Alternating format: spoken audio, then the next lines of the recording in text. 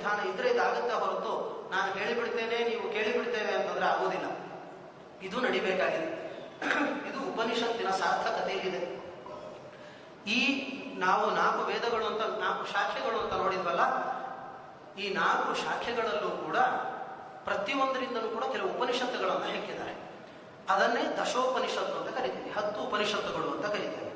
ಈ 10 ಉಪನಿಷತ್ತುಗಳಿಗೆ ಭಾಷ್ಯವನ್ನು ರಚನೆ ಮಾಡಿದರೆ ಮಾತ್ರ ತಮ್ಮ ಸಿದ್ಧಾಂತವನ್ನು ಪ್ರತಿಷ್ಠೆ ಮಾಡಿದಂತಾಗುತ್ತೆ ಅನ್ನುವಂಥ ಒಂದು ಕಲ್ಪನೆ ಇತ್ತು 8, 9, 10, 11ನೇ ಶತಮಾನದಲ್ಲಿ. ಆದ್ರಿಂದಲೇ ಶಂಕರರು, ರಾಮಾನುಜರು ಉಪನಿಷತ್ತುಗಳಿಗೆ ಭಾಷ್ಯ ಬರೆಯಲಿಲ್ಲ, ರಂಗರಾಮಾನುಜರು ಅಂತ ಅವರ ಪರಂಪರೆಯಲ್ಲಿ ಬಂದವರು ವ್ಯಾಖ್ಯಾನವನ್ನು ಮಾಡ್ತಾರೆ.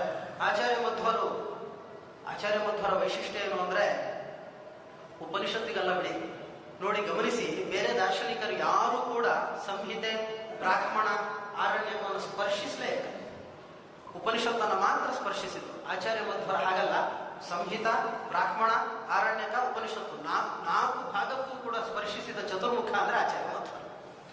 4 ಭಾಗಕ್ಕೂ ವ್ಯಾಖ್ಯಾನ ಮಾಡಿದ್ರು. ಉಪನಿಷತ್ ಭಾಷ್ಯಗಳಿಗೆ, ಉಪನಿಷತ್ತಿಗಂತೂ ದಶೋಪನಿಷತ್ ಭಾಷ್ಯವನ್ನು ವ್ಯಾಖ್ಯಾನ ಮಾಡಿದ್ರ. ನಿಮಗೆ ಸಂಹಿತಾ ಋಗ್ಭಾಷ್ಯ, ಸಂಹಿತೆಗೆ ವ್ಯಾಖ್ಯಾನ ಮಾಡಿದ್ದಾರೆ.